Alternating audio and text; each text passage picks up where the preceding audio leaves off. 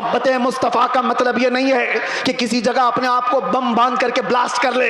یہ سنیوں کا شیوا نہیں, یہ عاشق رسول کا شیوا نہیں ہے. عاشق رسول کھلے میدان میں بات کرتا ہے, کھلے میدان میں بات کرتا ہے. یہ تمام چیزیں جو حرکتیں ہندوستان کی سرزمین پر ہو یا دنیا کی کسی سرزمین پر, آتنکواد جس کو کہا جائے, دہشت گرد جس کو کہا جائے, ٹیررزم جس کو کہا جائے, عشق مصطفیٰ سے اس کا رائی کے دانے کے برابر بھی تعلق نہیں ہوتا. ہم ایسے لوگوں کو نہیں جانتے, ایسے لوگوں کو نہیں مانتے. چیزیں آج پیدا کی جا رہی ہیں اسلام کے چہرے کو مسخ کرنے کے لیے. کتنے حالات خراب ہوئے مجھے پتا ہے. 9/11 کے بعد پوری دنیا کے حالات بدل گئے. کیوں؟ اسلام کو اس طرح سے پیش کیا گیا, مسلمانوں کے چہرے کو اس طرح سے پیش کیا. چند مسلمانوں نے اگر یہ کیا ہے تو سارے مسلمانوں کو چاہیے کہ ایسے لوگوں سے اپنا کوئی رشتہ نہ رکھے. کھل کر کے کہو, صوفیہ کی یہ جماعت ہے, یا اولیاء کاملین سے محبت کرنے والی اور عشق مصطفیٰ کی گن گانے والی جماعت ہے. نوجوان سوشل میڈیا پر اگر کہیں کسی کا لنک بھی ہو توبہ کر لو, نکل جاؤ ایسی چیزوں سے. ارے تم شیر ہو, مصطفیٰ کریم کے وفادار ہو, تمہیں ایسی حرکتوں کی ضرورت قطعاً نہیں پیش آئے گی. اللہ تبارک و تعالیٰ اس دین کا حامی و ناصر و مددگار ہے. یہ دین صبح قیامت تک زندہ. لوگ یہ سمجھتے ہیں کہ دنیا کی چکا چوند میں رنگ جانے میں عزت مل جائے گی. کچھ نہیں ملنے والا ہے. زندگیاں گزر جائیں گی, لوگوں کی ٹھوکروں پر ہی جیتے رہ جاؤ گے, لوگ اچھالتے رہ جائیں گے. ہاں, نبی پاک صلی اللہ تعالیٰ علیہ وسلم سے وفاداری اور ان کی محبت میں جو عزت ہے, میں کہتا ہوں چند تکلیفیں تو آ سکتی ہیں, لیکن قلب کا جو سکون ہے وہ دنیا کی جھولیوں میں کبھی نہیں ملے گا. الحمدللہ ہم نے یہ چیز محسوس بھی کیا ہے. دنیا جس طرح بھی تکلیف دینے کی بات کرتی ہو, لیکن مصطفیٰ کریم کی یاد ہمیں سکون بخش دیتی ہے. ان کی یادیں ہمیں دل کی طمانینت عطا کر دیتی ہیں. آ جاؤ اے میرے سنی مسلمانوں, اعلیٰ حضرت کی اس بات پر ہم جمع ہو جاتے ہیں جس میں انہوں نے کہا تھا, آج لے ان کی پناہ, آج مدد مانگ ان سے, کل نہ مانیں گے قیامت میں اگر مان گیا. انہیں جانا, انہیں مانا, نہ رکھا غیر سے کا, للہ الحمد میں دنیا سے مسلمان گیا. سارے ٹینشن, سارے ڈپریشن کا ایک ہی علاج ہے. کس کو راضی کرو گے؟ ایک کو راضی کرو گے, دوسرا ناراض. دنیا یہی ہے. اسی لیے آؤ, سب کو راضی کر بھی نہ پاؤ گے, زندگیاں ختم ہو جائیں گی. اسی لیے اعلیٰ حضرت کہتے ہیں سارے ٹینشن, سارے ڈپریشن کا ایک ہی علاج ہے, انہیں جانا, انہیں مانا, نہ رکھا غیر سے کام. للہ الحمد میں دنیا سے مسلمان گیا. اپنے آپ کو بارگاہ مصطفیٰ کے حوالے کرو.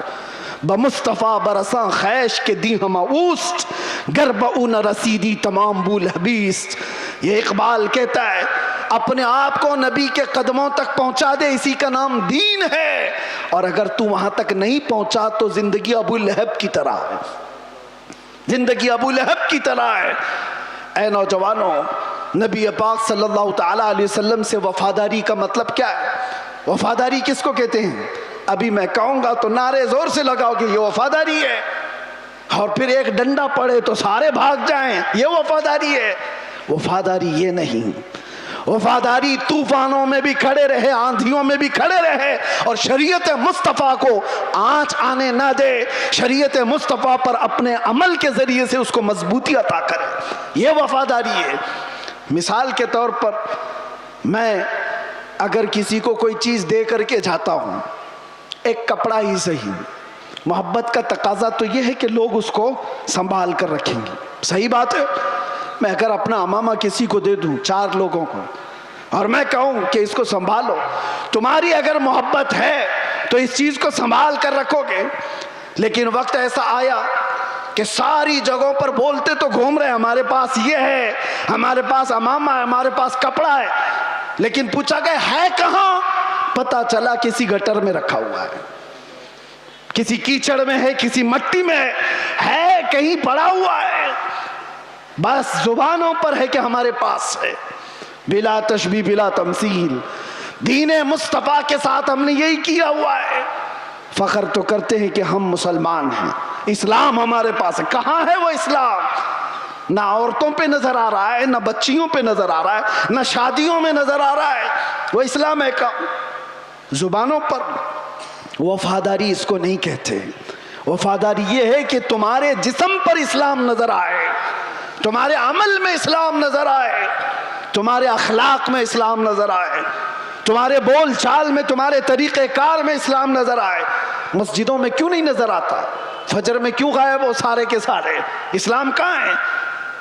میرے عزیزو، نعرہ لگانا یہ دنیا کا سب سے آسان کام ہے، یہ شہادت گہے الفت میں ہے قدم رکھنا، لوگ آسان سمجھتے ہیں مسلمان ہونا۔ اور اسی لیے میرے آقا صلی اللہ علیہ وسلم نے ایک صحابی سے فرمایا تھا، ہم تو چھوڑو، ہم تو بہت نکمے لوگ ہیں، بہت دور کے ہیں، وہ صحابہ تھے جو دنیا کے سب سے اچھے لوگ تھے۔ ایک صحابی نے آ کر کے حضور سے اتنا کہا تھا، واللہ انی لا احبک یا رسول اللہ، قسم خدا کی ہے اللہ کے رسول میں آپ سے بہت محبت کرتا ہوں۔ حضور نے کیا فرمایا جانتے ہو؟ انظر ماذا تقول، سوچ کے بول کیا کہہ رہا ہے۔ ہم تو آسانی سے کہتے نا یا رسول اللہ آپ سے ہم پیار کرتے ہیں، محبت کرتے۔ صحابی نے جب یہ کہا تھا، حضور فرماتے ہیں سوچ کے بول کیا کہہ رہا ہے۔ انہوں نے دوسری بار کہا، قسم خدا کی یا رسول اللہ میں بہت محبت کرتا ہوں۔ حضور نے پھر کہا سوچ سمجھ کر کے بول۔ تیسری بار انہوں نے کہا قسم خدا کی یا رسول اللہ میں آپ سے محبت کرتا ہوں۔ تب میرے آقا نے فرمایا اگر تو اپنی بات میں سچا ہے تو پھر انتظار کر، مصیبتیں ایسے آئیں گی جیسے پہاڑ سے پانی گرتا ہے، اتنی تیز آئیں گی مصیبتیں، اس کے لیے تیار رہ جا۔ تو یہ صحابی کو حضور نے فرمایا ہے جب ہم بارگاہ مصطفیٰ میں اپنی محبت کا اظہار کرتے ہیں تو دنیا نوچ کھانے کے لیے دوڑتی ہے۔ یہ سارے جو معاملات ہمارے ساتھ ہوتے ہیں یوں ہی نہیں ہوتے۔ مصلحت کی باتیں کرو کوئی ہم سے نہیں پوچھے گا، آپ یہ ولولہ انگیز باتیں جذبات کی باتیں نہ کرو کوئی نہیں پوچھے گا۔ تبلیغی جماعت کو تو اسرائیل میں بھی انٹری ہے، ان کے لیے کوئی خطرہ نہیں، کچھ نہیں۔ ہاں حضور پاک کی محبت میں سیریس کوئی نظر آتا ہے تو دنیا اس کو کہتی ہے ڈینجرس پرسن، ڈینجرس، بہت زیادہ خطرناک۔ حضور سے محبت کرنے والے پر یہ دنیا کے سارے سوشل سائٹس، فیس بک، انسٹا، یہ سب بینڈ لگا دیتے ہیں، یہ ساری ویڈیوز نہیں آنا چاہیے اس کی۔ حضور کی محبت کی بات کرتا ہے اور سیریس کرتا ہے۔ پتہ یہ چلا میرے عزیزو اصل ایمان یہی ہے جس سے دنیا کو خوف ہے۔ لیکن آپ کو میں یہ کہتا ہوں نبی پاک صلی اللہ تعالیٰ علیہ وسلم کی اس محبت کا اظہار کرنے کے بعد آپ پر چاہے جتنی بھی مصیبتیں آئیں، جمے رہو گے، ڈٹے رہو گے تو رب فرماتا ہے تتنزل علیہم الملائکہ، تم پر اللہ کے فرشتے اتارے جائیں گے، وہ یہ کہتے ہوئے آئیں گے لا تخافوا ولا تحزنوا، گھبراؤ مت، ڈرو مت، ان قریب اللہ نے جس جنت کا وعدہ کیا ہے وہ جنت تمہارے انتظار میں، ڈرو مت، گھبراؤ مت۔ اسی لیے میرا آخری یہ میسج ہے سب کو کہ مصطفیٰ کریم صلی اللہ تعالیٰ علیہ وسلم کے دربار میں اپنے آپ کو سپرد کرنے کا مطلب یہ ان کی شریعت طاہرہ کو زندہ رکھو۔ حالات اتنے پیچیدہ ہوتے چلے جا رہے ہیں، دنیا کی سب کی نظریں تمہاری طرف ہے، تمہارے اخلاق کی طرف، تمہارے کردار کی طرف۔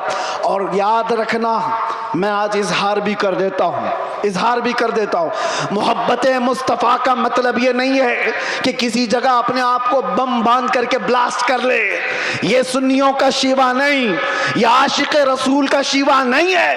عاشق رسول کھلے میدان میں بات کرتا ہے، کھلے میدان میں بات کرتا ہے۔ یہ تمام چیزیں جو حرکتیں ہندوستان کی سرزمین پر ہو یا دنیا کی کسی سرزمین پر، آتنکواد جس کو کہا جائے، دہشت گرد جس کو کہا جائے، ٹیررزم جس کو کہا جائے، عشق مصطفیٰ سے اس کا رائی کے دانے کے برابر بھی تعلق نہیں ہوتا۔ ہم ایسے لوگوں کو نہیں جانتے، ایسے لوگوں کو نہیں مانتے۔ اور نوجوانوں ایسا کبھی کوئی بہکائے تو کان کھڑے کر لینا توجہ سے کہ اپنے آپ کو ہلاکت میں ڈالنا قرآن کبھی اس کی اجازت نہیں دیتا۔ اور ناحق کسی ایسے عام آدمی کی جان لینا یہ تو بہت دور کی بات ہے۔ اسلام تمہیں بلی کو بھی اگر باندھ کر کے رکھا اور کھانا پانی نہیں دیا، مر گئی تو جہنم میں چلا جائے گا، یہ حدیث پاک میں موجود ہے۔ تمہاری عبادتیں سب منہ پر مار دی جائیں گی، جانور پر بھی ظلم جائز نہیں۔ یہ تمام جو چیزیں آج پیدا کی جا رہی ہیں اسلام کے چہرے کو مسخ کرنے کے لیے، کتنے حالات خراب ہوئے. مجھے پتا ہے 9/11 کے بعد پوری دنیا کے حالات بدل گئے. کیوں؟